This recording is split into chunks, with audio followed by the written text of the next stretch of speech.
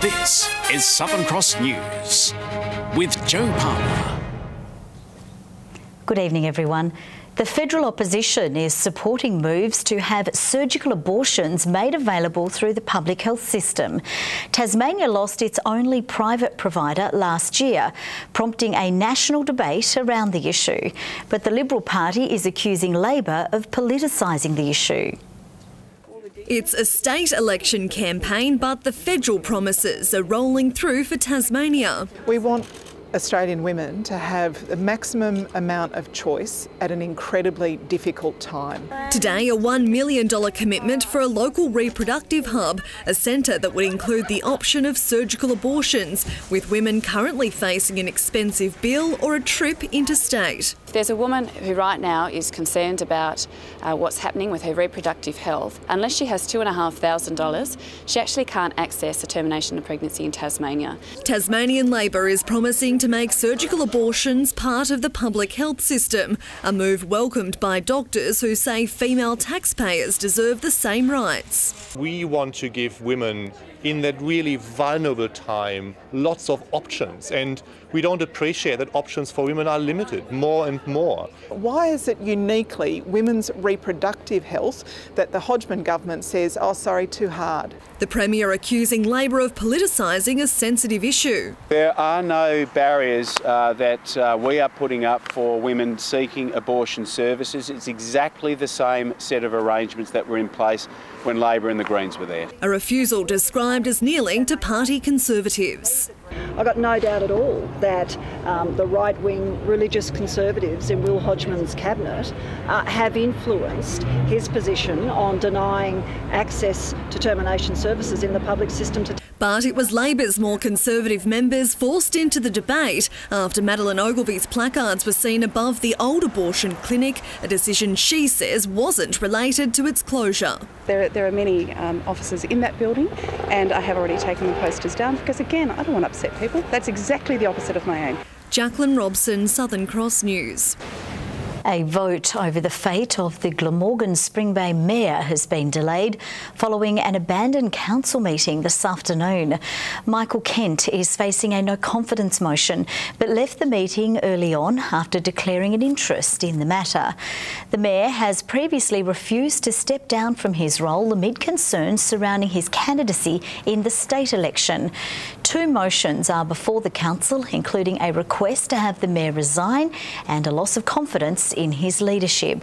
The council has 14 days to call another meeting. The Tasmanian Greens Party has launched its election campaign just 10 days out from polling day. The party vowing to stand up to vested interests in areas like salmon farming and poker machines. Leader Cassie O'Connor promising the Greens can provide a stable government in the case of a hung parliament next month. Parliament for grown-ups. It requires us to negotiate, to consult, to test ideas, and it means to be getting less of that shoddy legislation that you're getting on the floor of Parliament right now. Big business love majority government because they can stitch up deals in back rooms with the major political parties, and they can ensure that the money that they spend is returned big time. The party is campaigning for 5 seats this election. A jury has today been sworn in for a Supreme Court trial over the stabbing death of a Goodwood man. Robert Michael Allen stands accused of manslaughter over an alleged incident at a Lutana property in 2016. Louise Hedger has the details. The jury was today sworn in here at Hobart Supreme Court. They will sit through the trial of Robert Michael Allen, who is accused of manslaughter following the death of Justin Michael Tonner in April 2016. It's alleged Mr Tonner arrived at the Lutana property with an altercation soon taking place between the pair. Mr Allen said to have stabbed Mr Tonner multiple times, resulting in his death. Justice Helen Wood today telling the jury some of the evidence shown throughout the trial may be distressing and give rise to sympathy and solemnness, but that they must remain impartial to any details that emerge. Mr Allen has pleaded not guilty to the charges and remains on bail. The trial is expected to last 2 to 3 weeks and will officially commence tomorrow. A Tasmanian family who lost a father and husband has welcomed the Liberal Party's pledge to introduce tougher laws on one-punch offenders if re-elected in March. Marty Dean was killed during a street fight 10 years ago. His family hopes the promise could bring others to justice. 10 years on and emotions are still so raw. The Dean family claim one punch killed their beloved husband and father Marty Dean when he was just 30. No one was ever charged. He was punched and he hit the ground and that was it. He died from that. The father of two was walking home from the Launceston races in 2008, but he never made it back. Every aspect of your life's upside down. Yeah, the boys don't have a dad. I don't have a husband anymore. All family gatherings, there's always someone missing. Today, the family welcoming a re-elected Liberal government promise to crack down on one-punch offenders, making it harder for offenders to be convicted of manslaughter. It also aims to ensure intoxication cannot be used as an excuse before the courts. There is evidence to show that that somebody could escape the full punishment of the law by relying on a defence that it was an accident. It'll stop future families from going through the grief that we've gone through. Yes, me and my boys have done it very tough mentally and all the other sides of it. So if this could help other families, it would be brilliant. But Labor today saying it needs proper consultation. Madeline Ogilvie says it has got to be done fairly for the victim and the perpetrator. The proposed law, a sturdy reminder to think twice. If it crosses your mind, get it out of your mind, because you'll be in a world of hurt under Tasmanian law if you start throwing coward punches at people. Rita Risk, Southern Cross News. Meanwhile, the State Liberal Party is promising to spend $17 million building a state-of-the-art emergency services hub at Sorell and a new police station at Longford. As part of the party's justice policy, it's also pledged to reintroduce minimum mandatory sentence laws for child sex offenders after the bill failed to pass the upper house last year. Our commitment is to, as a re-elected government, reintroduce these laws, and I would hope that this time, if we are re-elected with a mandate, Labor would respect that and allow these laws to pass. Labor says it doesn't support mandatory sentencing, but it will introduce its own legislation to tackle the problem if it wins power. The fruit fly control zone in the state's north is being extended after more adult fruit flies were found in a Georgetown backyard. The control zone now stretches east to Lefroy and south to Kimberley. The towns of Sidmouth and Rowella are also included in the zone. Biosecurity Tasmania says it has detected 5 adult fruit flies in total at the Georgetown property, along with larvae, indicating there is an active population around the site. After 12 months of repairs, a 100-year-old steam-powered tractor has returned to working order. The restoration comes just in time for this year's Steam Fest, where it will feature alongside other historic machinery. Bernard Boone has owned this 14-tonne steam tractor for over 40 years. Cleaning and caring for it is an ongoing job. But the old-time workhorse was showing signs of her age, prompting a $35,000 12-month investment to fix her up. I was told when she was finished, I said, there, she's good enough for another 100 years. A specialist boilermaker in Penguin made the critical repairs, leaving 87-year-old Bernard to do the final clean and tinkering, bringing the 1912 Foden back to life in time for Steamfest. You've got to have a feel for the engine, because you're all the one in charge, and you get in your car and you stick your foot on the accelerator and away you go and the motor does the rest. This one you've got to feed it with wood and make sure you've got the water. Also ready to roll at next month's event is this steamroller. It was built in Launceston in 1910 and is the only one of its kind. It was built to do the tramways, to roll out the road for the tramways. It worked hard for 30 years until steam was superseded by diesel. It takes a couple of hours to get them ready to run because it takes that time to boil the water up in the boiler. That was the reason I think that diesel took over. The vintage vehicles will fire up again during Steamfest on the March long weekend. Tom Johnson, Southern Cross News. It's been 3 years in the redevelopment stage and taken hundreds of hours of work. But after 5 decades, Launceston's Star Theatre is about to reopen. The big screen is back in and the projector is ready to roll, with the doors set to open on Saturday. A resurgence almost 50 years in the making. Imagine a place where people can see things they've never seen before. The seats are all installed, the walls almost painted, and the old has been brought back to life.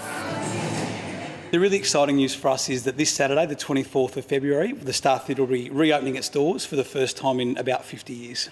The multi-million-dollar redevelopment has been a labour of love for its owners for the past 3 years. You sort of have to pinch yourself to see it almost finished and to think we're going to open a cinema in a few days' time. It's been a different project. It's a little bit challenging in places, trying to recapture that Art Deco sort of look. And I think the character comes out with the people we've been working with. Peter is one of the former theatre workers lending a hand to brighten up the old gem. It's my second home. I've always loved the Star. My father helped build it and he worked here as a projectionist and an usher. And I started here when I was 14, working on the door. I used to do the banners and the signs, and I was here till it closed in '69. And while gone are the days of just black and white films, the old classics will still be shown.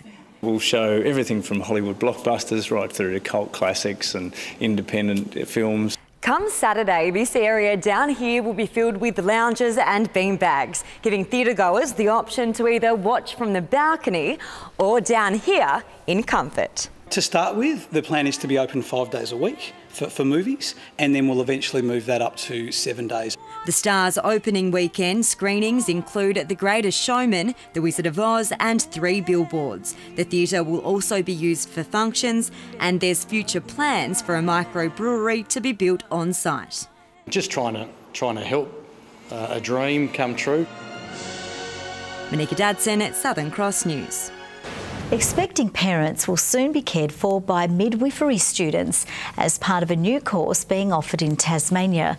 Students today taking part in a 3-day intensive workshop before starting their placements at maternity centres across the state. For Ingrid Poynton, it's a dream come true. The UTAS student has wanted to study midwifery since she was a child and is pleased to be able to do so in her hometown of Burnie. I feel that all births are different, so even though I've had 5, I still have a lot to learn. Ingrid is one of 20 taking part in the new 2-year midwifery course, previously only offered by the University of Southern Queensland. I would have either not been able to do the course whatsoever, so therefore midwives wouldn't be trained in the state, or I would have had to leave. To have this locally, I think, will maximise every opportunity to fill all our clinical places and certainly sustain our workforce into the future. Students today in an intensive 3-day training workshop with state-of-the-art mannequins. Got thrown in very quickly, but I guess it's one of those jobs where you have to really learn on the job. Give the student a whole range of experience as they work through the scenario of not only birthing but also obstetric crisis. 5 maternity centres around the state will host the students starting this week.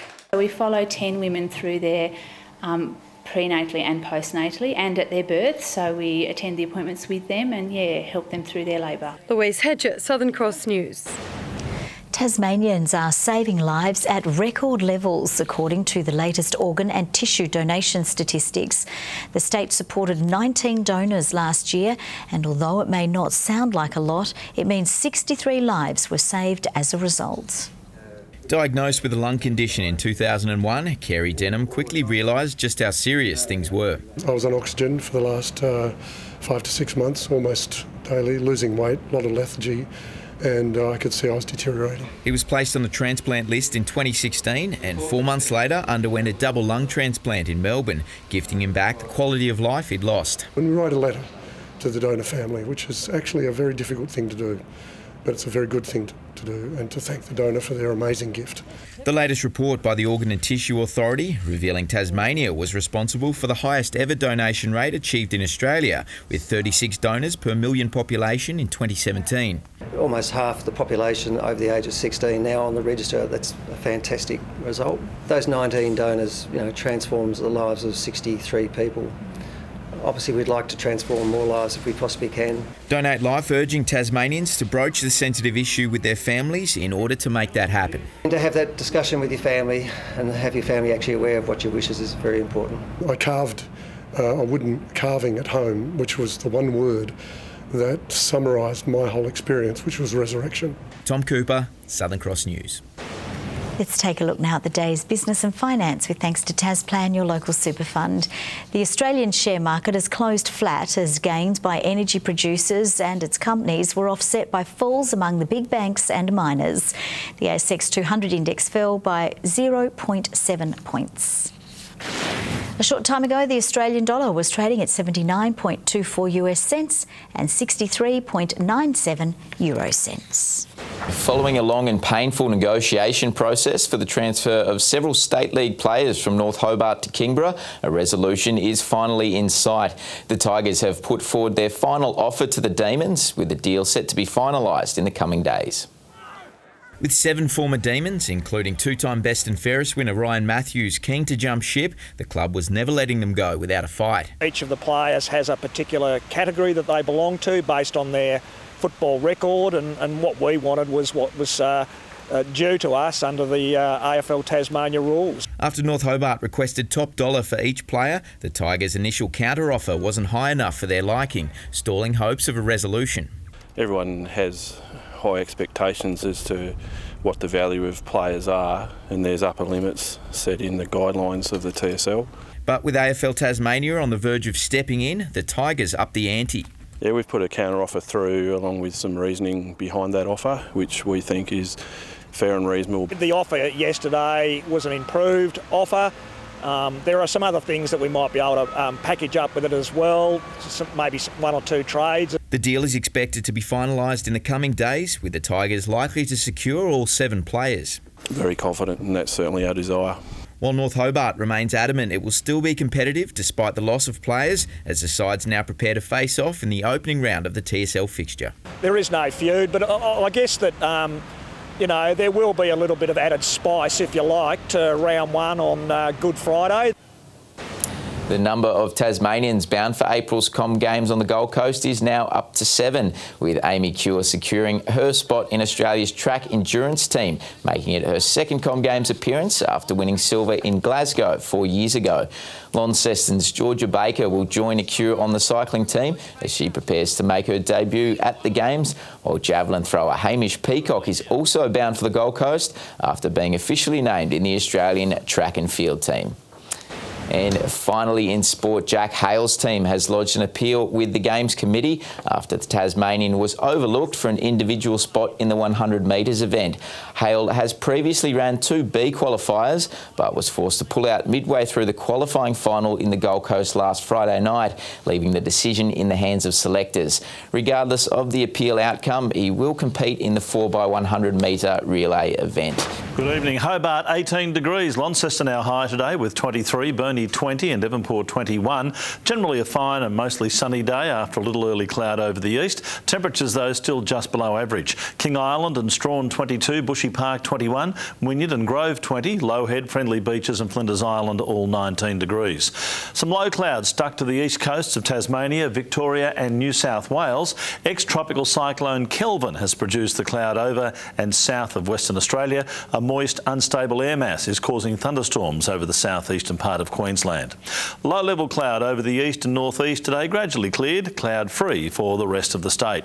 Tomorrow a high sits to our east, a cold front weakens and slips to our south. Apart from the high-pressure ridge along the east of the mainland, a broad trough is the main feature up north. Winds north-northeasterly at 10 to 15 knots over the east and to 20 knots over the north. Variable winds at 5 to 15 knots over the west, tending south-southeasterly later. Hobart can expect a partly cloudy 20 tomorrow, 22 for Geeveston, bit of cloud for Bothwell 2 and 21. Launceston partly cloudy, 21, Cressy 21 as well, and Devonport 1 shy of that. Burnie tomorrow, cloudy and 20, 20 degrees for Strawn with a possible late shower, and also late rain for Curry and 21 degrees. Cloudy for St Helens 20, 21 the top for Swansea, Orford a high of 20. UV very high. On Thursday, fine and partly cloudy with light winds. Rain on the way for Friday, extending across the state by lunchtime. Rain on Saturday, easing from the northwest firstly and gradually clearing the southeast in the evening. Sunny and 29 in Perth. A possible shower for Adelaide. Partly cloudy but fine in Melbourne, Canberra and Sydney. Showery for Brisbane, and Cairns and Darwin can expect a storm. Clear and 16 in Hobart, clear and 20 in Launceston, not so clear in Devonport and 18 degrees, but you're clear on all that, aren't you, Jo? Crystal clear. Thank you very much for that, Murph. That's all from the news team for now. See you a bit later with updates. Bye-bye.